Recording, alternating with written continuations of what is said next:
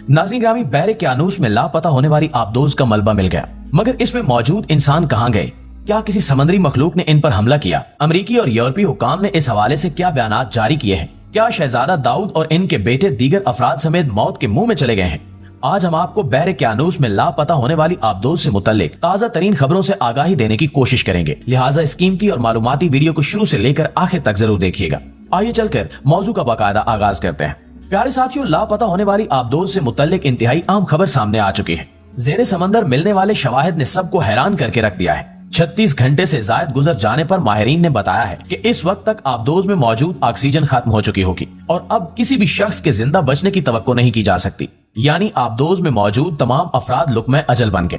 लेकिन ये सवाल अपनी जगह कायम है कि आखिर 5 अफराद कहाँ गए?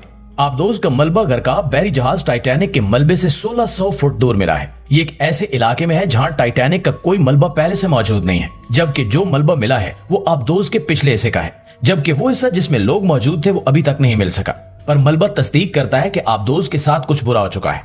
आबदोज टाइटन की मालिक कंपनी ओशियन गेट के शरीक चेयरमैन ने कहा है कि मुमकिना तौर पर जेरे आब दबाव के बायस आबदोज फट गई होगी। उनका कहना था कि अगर मजीद मलबा मिला तो मेरे लिए ताज्जुब की बात नहीं होगी, क्योंकि प्रोटोकॉल में था कि राब्ता मुनक़ता होने पर पायलट आबदोज को नीचे तक लेकर जाएगा। अमेरिकी कोस्ट गार्ड के कैप्टन जेमी फ्रेडिक ने गुज़श्ता रोज बयान दिया कि कभी कभी आप ऐसी पोजीशन में होते हैं जहां आपको सख्त फैसले करने पड़ते हैं, लेकिन अभी तक हम इस तरफ नहीं पहुंचे। उन्होंने कहा कि ये एक रेस्क्यू मिशन है और इसको 100% मुकम्मल किया जाएगा। इस ऑपरेशन में कनाडा की फिजाइया, कोस्ट गार्ड के बहरी जहाजों और टेली गार्ड्स ने हिस्सा लिया। मंगल को रेस्क्यू वर्कर्स को सिग्नल मिले, लेकिन ये अभी तक मालूम नहीं हो सका कि ये किस चीज की आवाजें थीं।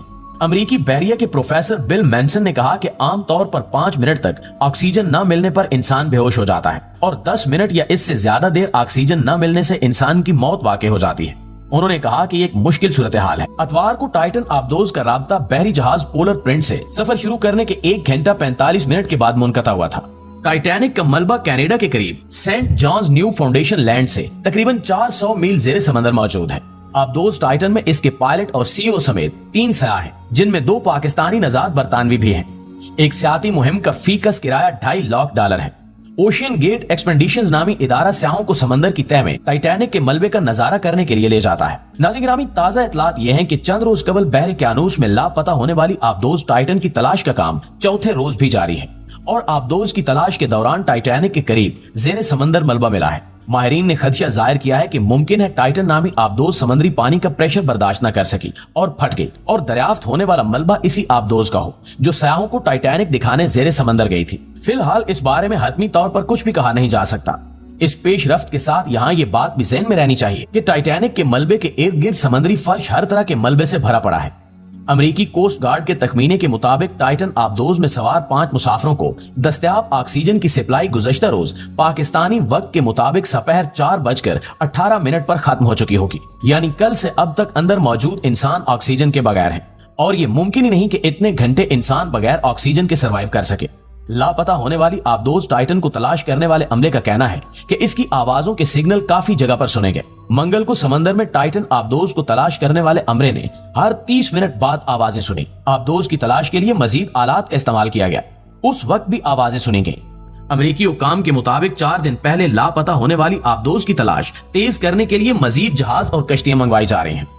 नाज़रीन गिरामी, आपको बताते चलें कि ओशियन गेट आबदोज सतह समंदर पर चलने वाले बहरी जहाज पोलर प्रिंस से हमा वक्त राब्ते में रहती है। पोलर प्रिंस से टाइटन का राब्ता 1 घंटे 45 मिनट बाद टूटा। टाइटन को उसी जहाज से कंट्रोल किया जाता है। पोलर प्रिंस और टाइटन के माबैन राब्ते को सांस की डोरी से ताबीर किया जा सकता है। टाइटन एक सियाती कश्ती है जो 1912 को बहरे क्यानूस में बर्फ के तोदे से टकरा कर डूब जाने वाले टाइटैनिक की बाकियात तक एडवेंचर का शौक रखने वालों को लेकर जाती है। टाइटैनिक जहाज डूबा नहीं था, बल्कि उसके मालिक का तकब्बुर करके आब हुआ था। टाइटैनिक पहले सफर पर रवाना हुआ तो उसके मालिक ने कहा था कि मैंने ऐसा मजबूत शिप बनाया है जिसे खुदा भी नहीं डबो सकता, और फिर ये जहाज किसी पहाड़ से नहीं सिर्फ बर्फ के तोदे से टकराया और 2 लख्त हो गया। आज ये जहाज समंदर में जाए इबरत बना हुआ है। कुछ लोग शद्दाद की जन्नत देखने जाते हैं और कुछ टाइटैनिक का मलबा देखने का शौक रखते हैं। ऐसे लोगों के लिए टाइटन आबदोज तैयार की गई थी। इसकी लंबाई 21 फुट है। इसका टिकट $2.5 लाख यानी कि 7.5 करोड़ रुपए है। साहिल से टाइटैनिक तक पहुंचने में 3 घंटे से ज्यादा नहीं लगते। वहां से आप 1.5 या 2 घंटे ठहरते हैं, तस्वीरें लेते हैं, पानी के नमूने हासिल करते हैं, आबदोज से उतरकर टाइटैनिक के मलबे को छू भी लेते हैं और फिर वापसी का सफर शुरू कर देते हैं। टाइटन अपनी नोयत की वाहिद आबदोज है। ये अतवार 18 जून को 5 विजिटर को लेकर रवाना हुई। इनमें से पाकिस्तान से ताल्लुक रखने वाले 48 साल के शहजादा दाऊद अपने 19 साल के बेटे सुलेमान दाऊद के साथ मौजूद हैं।